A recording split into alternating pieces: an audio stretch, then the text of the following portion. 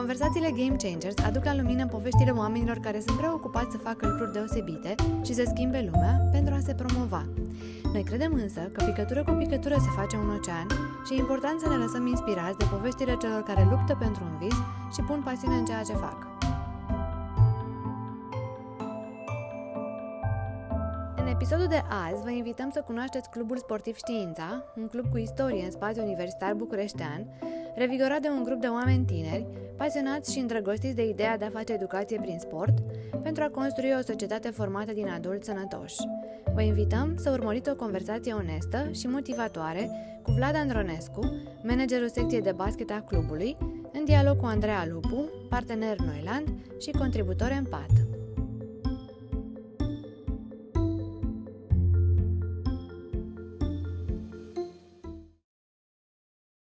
Care e istoria Știința? De unde și până unde? De ce se numește așa? Practic, de foarte de mult. În 1949, așa cum spune și sigla noastră, este prima dată când a fost înființată. Și a fost înființată, pur și simplu, era un club universitar. Era practic adresat studenților care cumva aveau legătură cu știința, practic școală, știința, adică la școală mergi, înveți. Și era un club sportiv care avea scopul de a fi al echipelor, al studenților, să zicem. Asta și ținea era. de o facultate de universitate anume? Sau? Nu, era tot așa ca și acum de sine stătător, cumva într-o legătură cu Politehnica, cu care este și în ziua de astăzi. Practic, Știința a fost reînființată în 2010 cu ajutorul domnului director Victor Michelescu, care este și acum directorul clubului. Și în 2010 a fost reînființat. Și acum 2 ani de zile, printr-o hotărâre de guvern, s-a dat posibilitatea universităților să preia în subordine anumite cluburi universitare. Și în țară au fost preluate mai multe cluburi universitare, printre care și noi am fost preluați de Politehnică. Cumva acum aparținem direct de Politehnică. Până să fie această mutare, eram direct subordonat Ministerului Educației, cum am fost și înființați, de altfel reînființați în 2010. Aparțin Ministerul Educației. Și aveam o finanțare anuală, se face un scoring pe rezultate, pe număr de sportivi, studenți și așa mai departe, pe care primim finanțare anuală de la Ministerul Educației. Acum, cumva, această finanțare vine tot de la Ministerul Educației, dar prin Politehnică. Și Politehnica, în momentul ăsta, poate aloca resurse suplimentare pentru dezvoltarea clubului sau participarea lui în competiții, și poate pune la dispoziție bazele sportive pe care le are, se le poate pune la dispoziție clubului cu titlu gratuit. Adică, practic, efectiv, suntem ai lor și avem voie să folosim bazele lor. Adică, ce înseamnă un club formator? Un club formator, atât de sportiv cât și uman, un copil până la 18 ani se formează, după care, practic, există o rată foarte mare de abandon a sportivilor în jurul vârstei de 16-18 ani. Pentru că vine performanța școlară. Cumva. Vine performanța școlară și performanța sportivă. Cumva acolo se cam separă drumurile, iar noi încercăm să înglobăm chestia asta chiar și până după facultate. Pentru că, teoretic, este o perioadă foarte dificilă, studenția și partea de performanță sportivă între 18 și 23 de ani. Să zicem, acest palier de 4-5 ani. Și atunci, practic, noi vrem să oferim o formare corectă începând de mic, în care înveți să te dezvolți atât fizic cât și emoțional. Practic, avem aceste paliere importante în dezvoltarea oricărui om, indiferent că va face sport sau nu. Un om, dacă e dezvoltat corect, emoțional și fizic, este un adult sănătos. Și pe noi ne interesează foarte mult să fim adulți sănătoși. Practic, societatea noastră are nevoie de oameni sănătoși. Fără sport și fără o dezvoltare emoțională corectă este destul de greu. Bineînțeles, toate astea trebuie legate de școală. Un copil care face parte dintr-un colectiv, face parte dintr-o echipă, când va avea un job mai departe în viața lui, chiar dacă nu va face sport de performanță, va avea deja, va ști cum să se poziționeze într-un colectiv, va ști cum să respecte regulile dintr-un colectiv, va ști cum să se adapteze într-un colectiv. Pentru că, făcând sport, în sport de echipă în mod special, acest lucru te învață, practic, premergător vieții tale de adult, toate aceste chestii din cadrul unui grup, unui colectiv, unor reguli, unei discipline. Mă interesează foarte tare cum vezi evoluția unui copil? Adică cum îl vezi transformându-se? Tu am înțeles că specialitatea ta e basketul, Da. e sport de echipă. Da.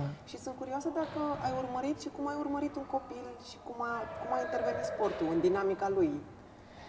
Din punctul meu de vedere, sunt niște schimbări foarte mari la un copil care începe să facă sport și cumva simte și îi place chestia asta. Devine mai îndrăzneț, mai curajos. Adică îi vezi cum se Exact, transformă. îi vezi cum se dezvoltă, cum capătă încredere, cum rezultatele sportive nu sunt doar dacă ai luat medalie la un campionat, dar practic un sportiv, de fapt, rolul principal al sportului trebuie să te învețe să devii competitiv. Pentru că, de fapt, el trebuie să te facă să vrei să devii cel mai bun. Și asta se aplică după aia în viață, în orice domeniu vei face. Pentru că tu, dacă ai fost învățat să vrei să fii cel mai bun în cadrul unui colectiv și totodată să respecti regulile și să respecti și colegii, pentru că e normal, tu vrei să fii cel mai bun, dar nu poți să-l calci în picioare pe celălalt, nu poți să faci lucruri negative, trebuie să ai respectul față de colegi, fair play-ul și cu toate astea să vrei să fii cel mai bun. Asta te face să muncești mai mult, să fii mai atent, să fii mai serios, să fii mai disciplinat. Adică, din nou revenim la ce am spus mai devreme, că toate lucrurile astea te ajută să vrei să fii cel mai bun și în momentul în care știi toate regulile, îți va fi ușor în viața de adult să vrei și să reușești să fii cel mai bun. Pentru că ai avut atâtea experiențe în sport și atâtea lucruri, poate eșecuri, poate reușite, dar toate astea sunt o sumă experiențelor care pe tine te vor ajuta ca adult să știi să faci față mult mai ușor challenge-urilor vieții, că ai provocări în viață zi de zi și tu, făcând în sport o grămadă având astfel de experiențe, vei reuși mai ușor să te adaptezi în viața de adult. De asta spun că transformările sunt foarte evidente. Și noi avem și o chestie care încercăm să o dezvoltăm și am reușit-o până acum, din sportivii care fac parte din echipele noastre. Am format antrenori, preparatori fizici. Mi-ați păstrat aici, ca exact, un fel de alumni. exact, în staff. Au devenit parte din staff. Le-a plăcut de știința, practic. Le-a plăcut de știință și practic le-am oferit și de dezvoltare profesională. Deci ei practic nu au mai făcut parte din echipa de performanță, dar au devenit preparatori fizici. Unul dintre ei este astăzi la Limoges, în Franța, echipa de Polco 4, preparator fizic. Și a fost sportivul nostru, după ce a terminat un contract de sportiv, a devenit preparator fizic, urmând să meargă la Limoges, a prins contract acum, chiar anul ăsta a plecat în toamnă, la cea mai importantă ligă de basket din Franța, care e una dintre cele mai importante din Europa. Adică, și asta, practic, noi i-am oferit șansa să lucreze, i-am pus la dispoziție materialele, resursele noastre, sportivii noștri, stafful nostru, antrenorii noștri și el s-a dezvoltat. Aici, bineînțeles, repet, vine faptul că el și-a dorit să fie cel mai bun și a reușit să fie atât de bun în preparator fizic, într-o meserie care l-a propulsat către un job în Franța. Nu abandona lupta, că asta te învață sportul, mai te învață o chestie, niciodată nu cedezi, niciodată nu renunți. Dacă faci sport și înveți chestia asta, e iarăși ușor pentru viață. Niciodată nu renunți, înseamnă că vei face față oricăror dificultăți, pentru că tu ești obișnuit să nu renunți. Și, practic, mentalitatea de învingător e o altă chestie care ți-o dă sportul. Și sunt curioasă, în relație cu părinții, vezi ceva?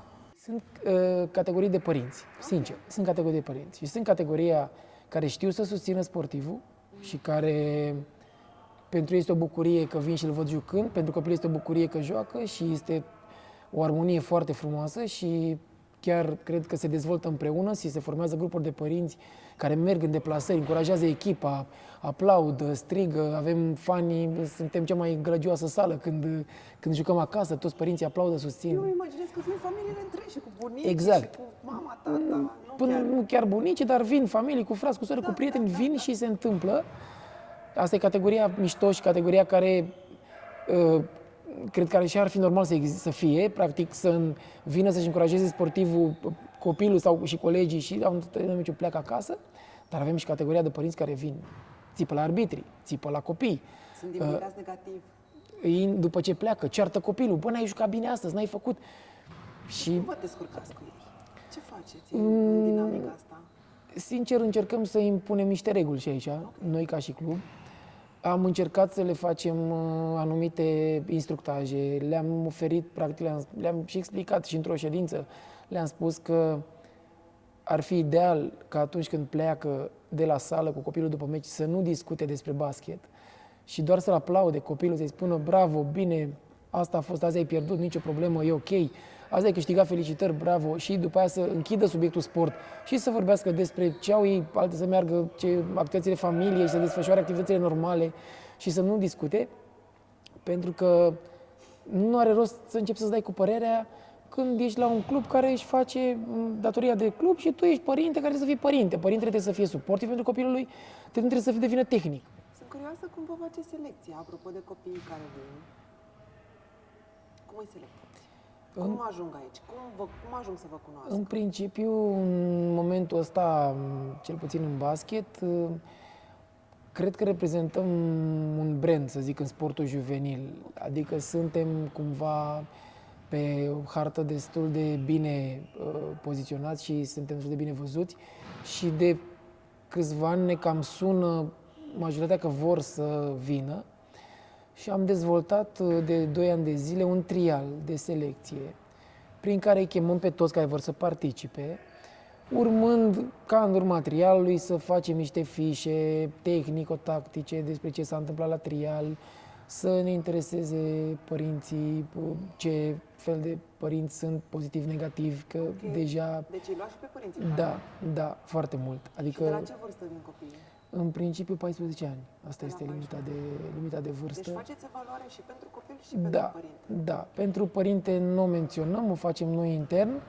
Pentru copil o facem efectiv fizic, prin testare, prin antrenament, adică se desfășoară un exerciții clare pe teren și monitorizăm și aspectul fizic, antropometric al copilului, înălțime, greutate, brațe, lungime brațe, mărime la picior. Sunt niște criterii care îți indică oarecum dezvoltarea viitoare a copilului. Te uiți părinții cât au 1,80 m, 1,90 m, vezi exact și înălțime și pe aia îți dai seama dacă se va mai dezvolta, pentru că pe noi ne interesează și talia foarte mult, înălțimea, dar dacă la o vârstă fragedă are o înălțime mare și restul factorilor sunt că nu va mai crește, mai scade din punctajul pe care noi îl alocăm în momentul în care îl selectăm sau nu. Okay. Adică nu ne interesează foarte mult să luăm niște sportivi care deci avem cumva referințe că nu va mai crește doar pentru un an sau 2, nu vrem să stricăm cumva rostul nimănui. Și vezi schimbări în copii de când ești tu aici, vezi cum s-au modificat generații de copii fizic și inclusiv emoțional. Da. Mă gândesc la cum i-a afectat poate tehnologia sau... Astea se văd, sunt evidente. Se văd. Da. Cum vezi asta? Mie mi se pare un beneficiu faptul că fac sport. Adică pentru... Am repere foarte multe din viața socială și am prieteni care au copii de aceleași vârste și văd cum faptul că pe cei care nu fac sport sunt mult mai atașați de partea asta a tehnologiei, de device-uri. Cei care fac sport au foarte multe jocuri între ei și pe autocar se joacă, Sunt și dintre sportivi care nu renunță și se joacă până la 2-3 dimineața pe jocuri, pe PlayStation sau alte tehnologii de astea. Dar eu văd un impact pozitiv a faptului că fac sport versus tehnologie, îi ajută faptul că fac sport. Acum, cred că îi și ajută când se joacă că fac sport. Că sunt cei care fac sport, sunt buni și la jocuri. Adică, la jocurile... Da, la device-uri, la chestii, și la astea. Sunt foarte, foarte smart. Sportul dezvoltă și creativitatea. Basketul e un sport foarte creativ și foarte dinamic. Ce înseamnă pentru un copil să facă parte din club? Ce face el? Care sunt activitățile pe care le desfășoară aici? Păi, în principiu, în activitățile principale sunt antrenamentele și pe lângă antrenamente lucrăm cu preparator fizic, nutriționist, psiholog. Avem latura asta și de conexă cu sportul, cu partea tehnică de basket. Dar și aici tot căutăm să ne îmbunătățim, pentru că am observat că este foarte complicat și nu avem psihologi sportivi. Efectiv nu avem. E o lipsă foarte mare de specializare în domeniul ăsta.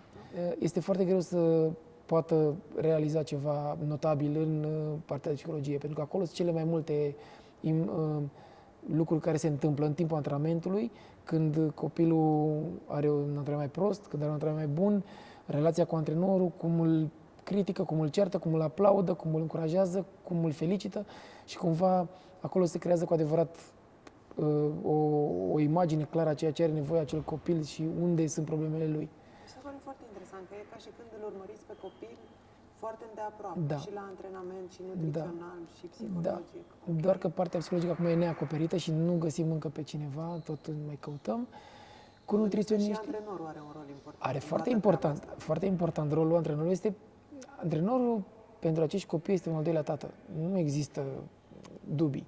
Adică antrenorul trebuie să fie și părinte, și psiholog, și pedagog, și antrenor, și antrenorul este extrem de important.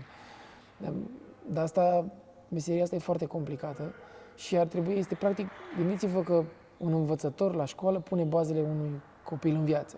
La învățătorul de la 0 la 4, practic, dacă învățătorul a pus bazele corecte, copilul după aceea se dezvoltă mult mai ușor mai departe. Dacă învățătorul n-a pus bazele corecte în 0-4 și nu l-a interesat, copilul ia în clasa 5 cam de la 0 și atunci devine mult mai greu pentru așa și antrenorul. Antrenorul, practic, înainte de viața de adult, e antrenorul care lucrează copilul de la 14 ani la 18 ani sau de la 13 ani la 19 ani, da? Și Practic, cum se lucrează cu copiii din ziua de azi? Cum lucrează antrenorii cu copiii din ziua de azi? Foarte greu. Greu? Greu. Ce înseamnă asta? Mie mi se pare că copiii din ziua de astăzi, din cauza părinților, care au o zonă de confort foarte bună, toți le oferim tot ce vrem copiilor ca să aibă, să fie bine, să fie ok și mă includ în categoria asta, că copilul meu care are 12 ani, am grijă să fie totul bine, să mergem în vacanțe, să fie frumos, să fie viața bună, să aibă hăinuțe, să aibă pix de la frumos care scrie, caiete de la frumoase, da, da, și atunci, practic, sportul nu este despre confort, niciodată. Sportul este de a depăși limitele. Nu trebuie să-ți depășești limitele, în sport e simplu. Trebuie să-ți depășești limitele din toate punctele de vedere. Fizic, mental, n-ai cum, trebuie să depășești limitele ca să fii mai bun. Nu sunt obișnuiți. Nu sunt obișnuiți. Și atunci, practic, munca antrenorului devine mai grea. Și totuși au dorit să vină aici? Da, își doresc să vină aici pentru că ei Copiii percep... doresc sau îi aduc părinții? Nu, și copiii, Vor și ei. da, vor, doar că neavând și acasă probleme, nu știu ce înseamnă a-ți depăși limita. Nu știu unde vin, de fapt. Exact. Nu? Ei vin cu și ușor, înțeleg, după aia mulți încep să zică, păi e prea greu, păi eu nu mai pot, sunt obosit, nu știu cum.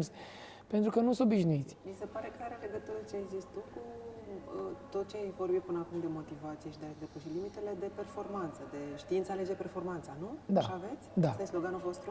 Da, știința, da. Are legătură Știința cu produce asta? performanță. Produce performanță. Da, Are legătură cu ce mi-ai da. povestit până acum? Da, are legătură mai mult cu partea sportivă la performanță, pentru că acolo cei care reușesc cu adevărat să facă trecerea asta și să depășească toate obstacolele și să-și depășească limitele, cumva ajung să facă performanță în sport. Și avem sportivi care au plecat de la noi, joacă în prima ligă de basket, Da? la echipe de primă de top și acolo, practic, alea sunt rezultatele noastre. Că un sportiv ajunge și este un jucător important în Liga Națională de Basket, înseamnă că știința a reușit să-și atingă scopul de a produce performanță. Și avem mai mulți jucători care la momentul de față evoluează în Liga Națională de Basket. Talentul șlefuim, că, în exemplu, talentul e talent, e născut.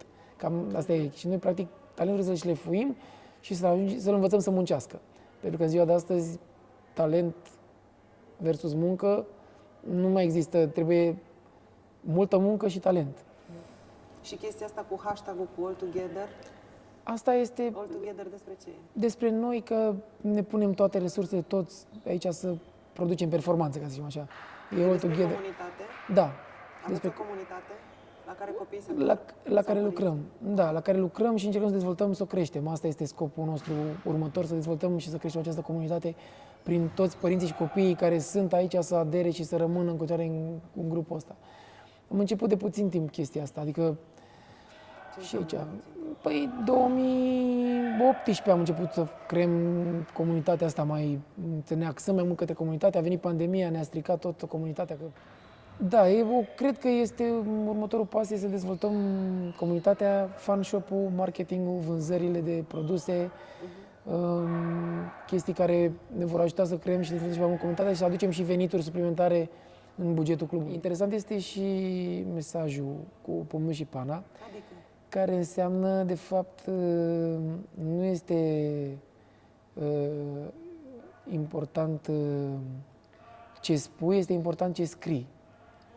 Cumva este importanța mesajului pe care îl scrii și cum scrii cu un manual și așa, adică doar ce spui pe gură. Are legătură cu performanța școlară? Da, Oare? are și legătură cu performanța școlară.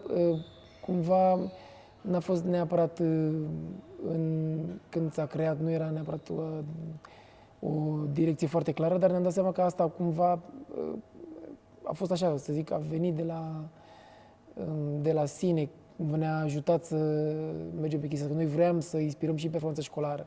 Și există legătură între performanța sportivă și performanța școlară? 100%. În ce fel? Păi în sensul că, din punctul meu de vedere, orice sportiv bun e și un școlar foarte bun. Da? Serios? Da, serios. Adică nu există preconcepția aia, că există Păi există preconcepția, dar eu spun timpul din făcând practică. sport sau... Eu spun din practică. Deci noi avem copii care au 10 pe linie, în clasa 10-a, 11-a, copii care au intrat la facultăți, care au luat bacul cu 9,50, cu 9,60, adică sportivi super buni și care sunt în clase de mate fizică, care au peste 9 medii școlare, peste 9, adică... Mi se pare incredibil. Da. Pentru că îmi imaginez că au un program foarte strict Au un program și destul foarte de strict, aglomerat, nu? de acord. Doar că ce trebuie să înțeleagă lumea este că copilul care face sport și școală nu trebuie să renunțe la nimic decât la tehnologie, nopți pierdute, timpul ăla de pierdut degeaba de stat pe la mall, care îl fac toți adolescenții, cafelele care se întâmplă deja în adolescenții, da, se întâlnesc după școală, stau, mai beau un suc, o cafea, o chestie, deja la 16-17 ani, asta se întâmplă. Iar sportivii care își văd de sport, fac școală și sport și renunță la o chestie care poate fi, cumva e, să spunem, un pic de pierdere de timp, dar Și dacă nu atât timp. reușește să disciplineze un pic știința. Exact. Asta înțeleg. Exact. Disciplina, practic, tot sistemul de antrenament și faptul că trebuie să te prezinți la o anumită oră, cu un anumit timp înainte, că trebuie să te pregătești de antrenament. Practic, toate astea reprezintă o disciplină care, așa cum spuneam mai devreme, va ajuta în viață întotdeauna. Adică știi ce înseamnă să fii la un program, să respecti ora de plecare într-o deplasare, ora de începere a meciului, ora de începere a antrenamentului. Sunt foarte multe reguli pe care trebuie să le respecte un sportiv și este mult mai ușor să acomodeze chestiile astea în viața lui și când ai și la școală reguli de învățat, temă, teză, știi, practic ai un termen în care tu ai o teză și trebuie să te pregătești pentru acea teză, că tu știi că ai un meci pentru care trebuie să te pregătești pentru acel meci, știi că ai un turneu final, că ai un obiectiv pe termen mediu și lung, ai un turneu final care trebuie să participi în luna mai. Și cum intră părintele în toată treaba asta? Majoritatea intră bine și se adaptează, dar bineînțeles că și aici, așa cum spuneam de vreme, avem părinți care, îmi cer scuze, n-a putut să ajungă că am avut eu treabă. Și le spun, ne pare rău, ne interesează ce treabă dumneavoastră, copilul trebuie să fie la antrenament, că asta e regula, nu poți să întârzi antrenamentul, găsiți-vă dumneavoastră timp suficient sau găsiți metode prin care copilul să nu întârzi la antrenament. Nu este o scuză pentru copil că aveți dumneavoastră treabă. Și cum vă descurcați cu părinții ăștia mai îndărătnați? În general, au început să adere toți la regulile noastre și cumva cei care nu aderă se exclud singuri. Spun ei, anul următor trebuie să plec, nu mai pot, e prea departe, nu știu cum. Găsesc motive. Da. Adică nu se poate face performanță nici la școală, nici la sport, fără a respecta regulile și fără a fi disciplinați. Nu există.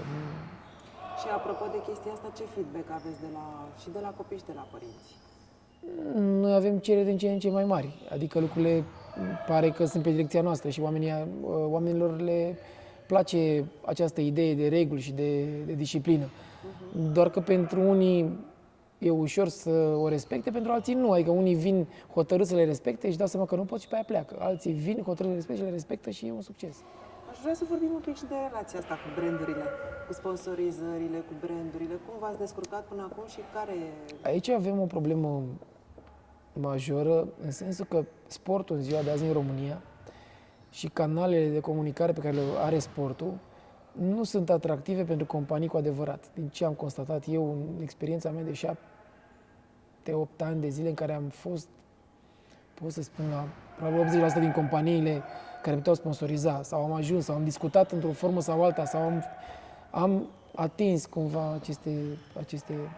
De ce crezi că nu sunt... Pentru că toți care au venit cu departamentele de marketing și au pus în balanță ratingurile oferite de meciurile televizate, chiar și la Liga Națională, de expunerea din presă, de numărul de postări, de numărul de follower de pe Instagram, de pe social media, de numărul de comunitate de pe social media, nu este atractivă pentru ei. Adică sportul nu oferă chestia asta și mi se pare că e o chestie la nivel național, dacă mă întrebați. Nu e doar de basket sau doar de fotbal sau de ce, e o chestie la nivel național. Nu este atractiv sportul. Decât în măsura în care aduce un return. audiență. Dar nu aduce, și sportul nu aduce audiență, nu aduce return pentru companii. Nu există business în sport în momentul ăsta. Adică pentru ei, din punctul de vedere în momentul de față, Latura educațională are mult mai mari șanse și pe asta am început să o și dezvoltăm. De-aia vrem să dezvoltăm o academie multisport pentru copii mici, între 6 și 11 ani, unde să nu se facă un anume sport, să se dezvolte cât mai mult copiii pe motric, emoțional, să dezvolte această competitivitate care vorbeam mai devreme, prin care ei să-și dorească să fie cei mai buni și în același timp să știe să alerge, să sară, să se miște, să deplaseze, să se motric, să dezvolte sănătos fizic copilul, să aibă abilități. Da, urmează să începem anul viitor. Și asta este să ne ducem după aia prin această latură de educațională și formatoare, de la 0, să zicem, din clasa 0, cumva de la 6 ani până la 18 ani, să avem o plajă mult mai mare de copii de oferit sponsorilor, ca să putem dezvolta această divizie de performanță. Pentru că nu reușim să ajungem decât pe pasiune, emoție, care foști sportivi sau oameni cu bani pasionați vor să sprijine un anumit proiect. Nu se întâmplă altfel sponsorizări în momentul de față. Toată lumea, tot sportul românesc, din punctul meu de vedere, este bazat pe bani publici, primării, consilii locale, care își finanțează echipele de seniori și de juniori, mai puțin interes. Clubul ideal ar trebui să fie un club cu o bază foarte mare de copii, cu o bază foarte mare de fani, cu care să aibă o infrastructură în care să se desfășoare activitatea, în care să poată participa, să organizeze competiții, turnee, meciuri, evenimentele astea care noi nu le-am înțeles în România. Sportul este frumos prin ceea ce se întâmplă în jurul lui, nu doar prin ceea ce se întâmplă în teren. Și pe lângă toate astea, angrenează în jurul lui foarte multe lucruri care acolo trebuie noi să învățăm să dezvoltăm și zona aia. Noi în România nu avem dezvoltată zona asta mai deloc. Și știința reușește să o facă? Nu. Momentan este foarte greu și pentru noi și, v-am spus mai devreme, condițiile cu sala, am încercat să facem aici fan shop, să facem chestii, dar neștiind ce se întâmplă, suntem tot timpul într-o perpetuă negociere, o chestie care tot timpul se poate schimba, nu ne-am dezvoltat. Adică noi am făcut aici și o zonă de vitrină, unde avem trofee, mingi, avem o zonă. Și am fi vrut să dezvoltăm mai mult și zona de fan shop, unde să vindem tricouri, să vindem asta, bilete, vindem la fiecare meci bilete. Cred că suntem clubul cu cea mai mare